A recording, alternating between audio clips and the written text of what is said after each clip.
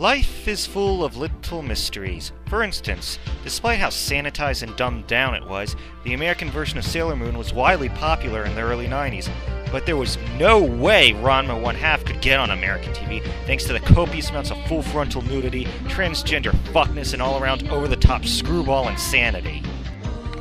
And yet, not a single Sailor Moon game got localized for the American market, but one Ranma 1/2 game did. Hard Battle for the Super NES. We all know the story behind Ranma 1/2. It's all about a cocky martial artist who's cursed to lose his cock whenever he's splashed with cold water, and only hot water reverses the effect. Not to mention other characters are cursed and turn into animals when hit with water, and with all the romantic entanglements, there's no limit to the hilarity. So how is one of the most delightfully fucked up animes translated into a Super NES game? Well, the developers jumped on the Street Fighter II bandwagon. And given the martial arts aspect of the series, it should at least have some of the charm, right? Right? Well, the game certainly has a decent amount of big characters from the anime. Here's Ryoga and Shampoo having at it.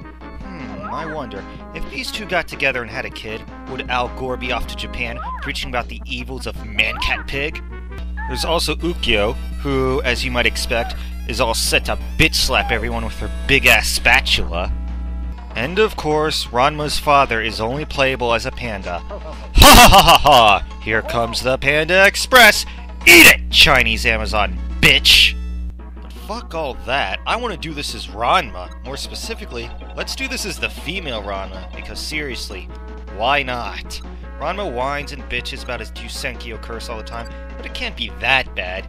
You get to see titties whenever you want, you can get into the girls' locker room, and I don't care how much male pride Ranma has, you can't tell me he hasn't fooled around with himself in his cursed form. Anyway, right off the bat, one thing kills whatever Street Fighter II mojo you might have had going on. You'll quickly realize that up is not jump, but rather the X button. With this control scheme, all too often, no matter how good I was doing, I hit up when anticipating an incoming special or while playing the counterattack, and Ranma got his transsexual ass handed to him. Now, you can change the control layout in the options, but motherfucker, up being jump should have been the default. It's like those NES games where B is jump and A is attack. Thanks to how Street Fighter left impressions on all our brains, 2D fighters are the one place where up should always be jump. And while playing as Ranma-chan, I also discovered there is such thing as trying too hard to be faithful to the source material. Let me go on record saying that Ranma is much more awesome as a girl, thanks to the physical comedy involved. The facial expressions, the voice, the exaggerated movement. He's like Sailor Moon without the soul-sucking low IQ. So I guess the formula goes something like this. But in a fighting game, I don't need to see that facial expression every fucking time Ranma takes a hit! And I kept taking cheap hits more often than I shoulda, cause, well, the whole game and control just doesn't feel as fluid and dynamic as Street Fighter 2. It comes off as a little stiff and, well, it's hard to explain. Just get yourself some good old Street Fighter action, then come try this. You'll see what I mean. Another problem is the balance between all the game's characters is pretty much non-existent. For instance, when I played against the CPU-controlled Ryoga, he becomes one of the most obnoxious projectile spammers I've ever seen. And please, don't get me started on Shampoo and Akane, who have this vexing charge-up dash move. Even when approaching this like a proper fighting game, being pragmatic and strategic and shit, that move of theirs almost always owns my ass. At least some characters, like Ranma's father, are easy to pwn, since he's the Zangief of the game, slow and a big target. And that makes him a sad panda. But going back to the Street Fighter comparison, still not much good there when you look at the control scheme. I mean, Street Fighter II had a 6-button control scheme, dozens of moves and subtleties for each character to master. But look here, this game uses only a paucity of buttons. And most of the special moves for each character have the same basic commands behind them.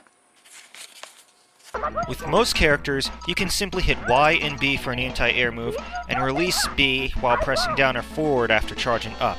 Ranma has this spinning move, but it never works as well as Shampoo and Akane's dash attacks, and sometimes I even get thrown for my efforts.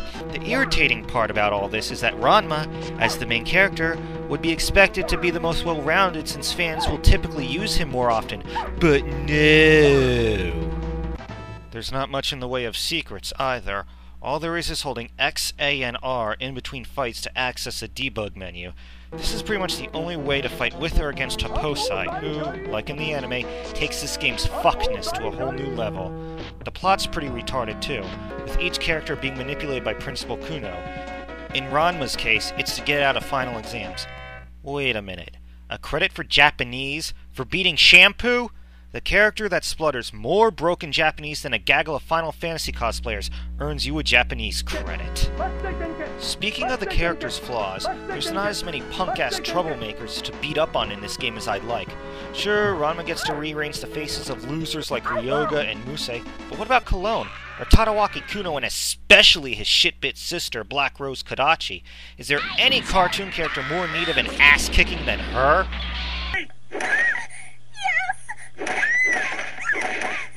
But I mopped the floor with what characters were thrown at me and made it to the end. And as the credits roll and all the cursed characters are frolicking about in their transformed state, Ranma's Ailurophobia is on display. Oh yeah, did I mention that? Here we have someone so badass he can trash talk to Chuck Norris's face, and his one weakness is a fear of cats.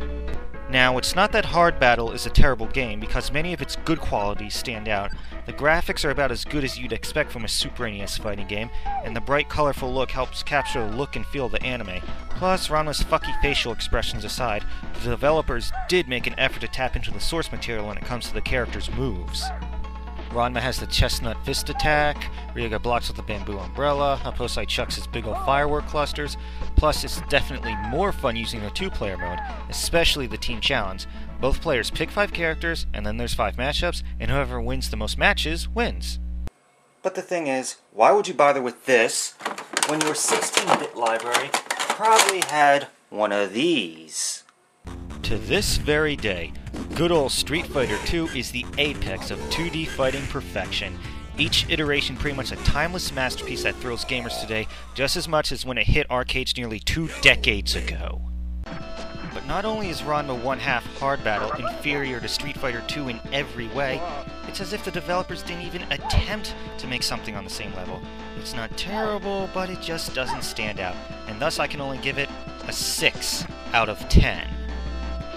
It's little more than a curiosity I can only recommend to hardcore collectors or anime freaks, or anyone who just enjoys seeing a beloved cartoon character kick the shit out of assholes that deserve it. I did some checking around. You're not a licensed therapist. Roadhouse.